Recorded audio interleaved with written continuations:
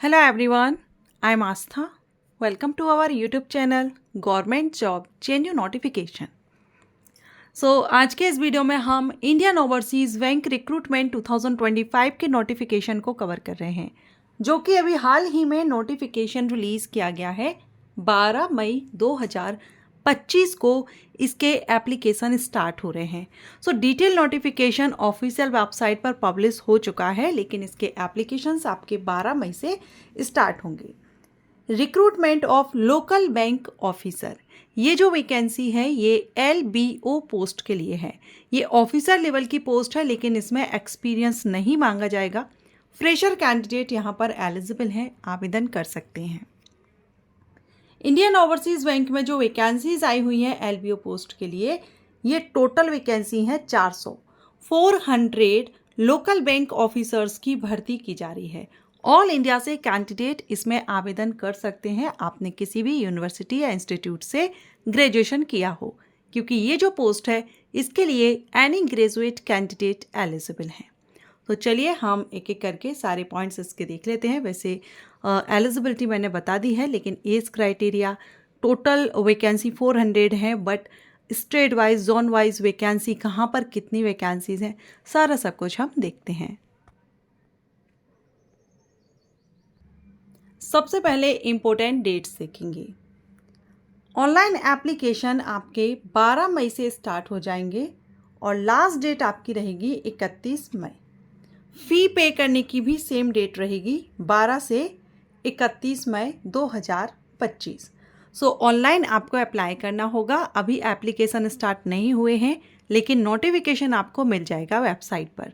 Link मैं आपको description box में दूंगी, उस लिंक के थ्रू आप डायरेक्ट वेबसाइट पर पहुंच जाएंगे और 12 मई से इसकी जो अप्लाई करने की लिंक है वो एक्टिव हो जाएगी। अब बात करते हैं total vacancies zone wise, categories wise कितनी हैं। तो यहाँ आप देखेंगे, सबसे पहले है तमिलनाडु में 260 वैकेंसी हैं, उड़ीसा में 10 वैकेंसी हैं, महाराष्ट्र में 45, गुजरात में 30, वेस्ट बंगाल 34, पंजाब में 21। Total number of vacancy 400 and categories wise आप यहाँ पर वैकेंसी देख सकते हैं। सबसे ज़्यादा जो कैटेगरीज वाइज वैकेंसी हम देखें तो एक तो अनरिजर्व्ड है 162 एंड OBC 108। PWBD कैंडिडेट के लिए भी वैकेंसी रिजर्व रखी गई हैं। अब आप इनमें से ऑल इंडिया से आवेदन कर सकते हैं, लेकिन यहाँ पर जो आप स्टेट देख रहे हैं, स्टेट के सामने आप यहाँ लोकल लैंग्वेज देख रहे हैं। अगर आपको इनमें से जो भी लोकल लैंग्वेज आती है तो ही आप यहाँ आवेदन करें, क्योंकि बैंक भर्ती में लोकल लैंग्वेज प्रोफिशिएंसी टेस्ट होता है। सिलेक्शन प्रोसीजर में आपका लास्ट में प्रोफिशिएंसी टेस्ट होता है और इसको क्लियर करना ज़रूरी होता है। ठीक है, ये अगर आपको लोकल लैंग्वेजेस आती हैं तो आप यहाँ पर आवेदन कर सकते हैं। इसके बाद हम एलिजिबिलिटी क्राइटेरिया को कवर करेंगे। एलिजिबिलिटी में एज एंड क्वालिफिकेशन। तो लोकल बैंक ऑफिसर पद के लिए मिनिमम एज 20 ईयर 20 साल एंड मैक्सिमम 30 ईयर 30 साल। 20 to 30 ईयर तक के जो अनरिजर्व कैटेगरी से बिलोंग करते हैं वो कैंडिडेट एलिजिबल हैं। अगर आप रिजर्व कैटेगरी से बिलोंग करेंगे तो आपको एज रिलैक्सेशन मिल जाएगा। एनी ग्रेजुएट कैंडिडेट आवेदन कर सकते हैं। ग्रेजुएशन में आपकी परसेंटेज कितनी भी हो, जस्ट आप पास आउट होना चाहिए, आप आवेदन कर सकेंगे LBO पोस्ट के लिए, क्योंकि यहाँ पर कोई भी परसेंटेज मेंशन नहीं की गई है। Any graduate candidate and just pass out, आप कितना भी परसेंटेज से पास आउट हैं, ग्रेजुएशन किया हुआ है, आप यहाँ पर आवेदन कर सकेंगे।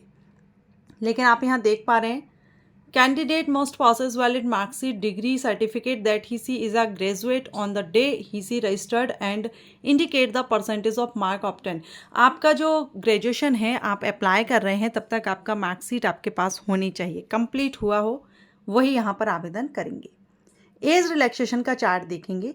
Categories wise age relaxation, SC/ST candidate को 5 साल की छूट है, मीन्स SC/ST 35 ईयर तक अप्लाई कर सकते हैं। OBC NCL कैंडिडेट 33 ईयर तक आवेदन कर सकते हैं। PWD कैंडिडेट 40 ईयर तक आवेदन कर सकते हैं। बाकी यहाँ पर इफेक्टेड 1984 के हैं जो, उनके लिए 5 ईयर का है। बाकी कुछ और एक्स सर्विसमैन हैं एंड अदर कैटेगरीज भी हैं, तो आप यहाँ पर चेकआउट कर लेंगे।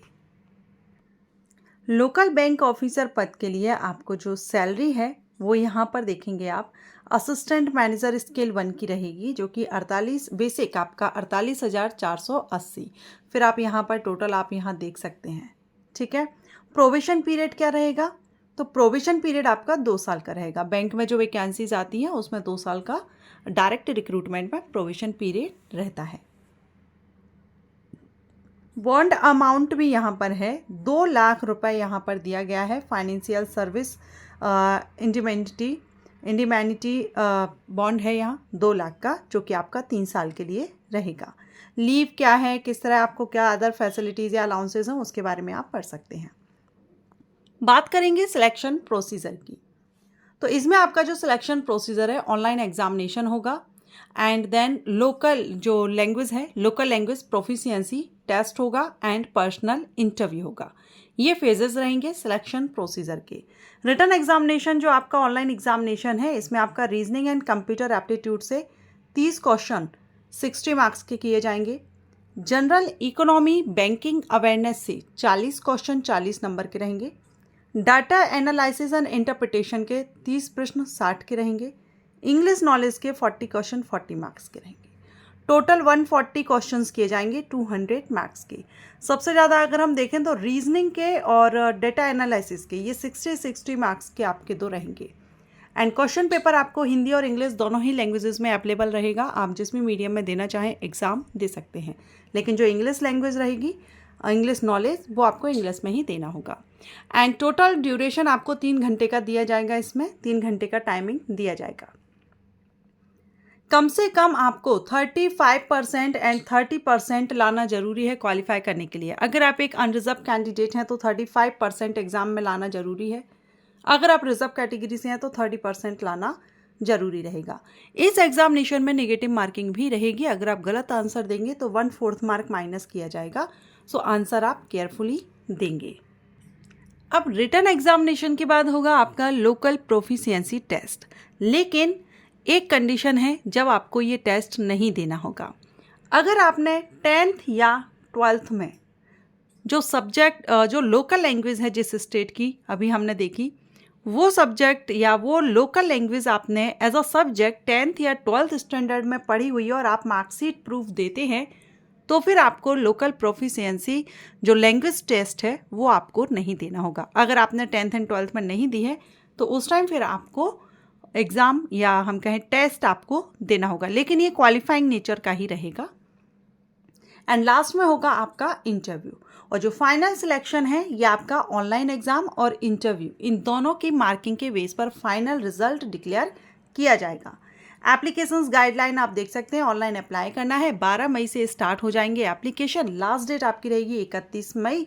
तो जो भी कैंडिडेट इंटरेस्टेड हैं, IOB इंडियन ओवरसीज बैंक की वेबसाइट पर जाकर के ऑनलाइन अप्लाई कर सकेंगे 12 मई 2025 से।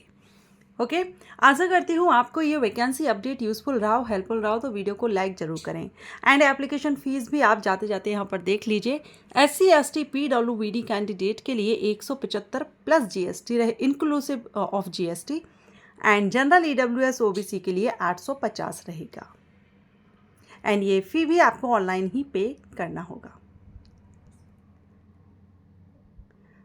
So thanks for watching.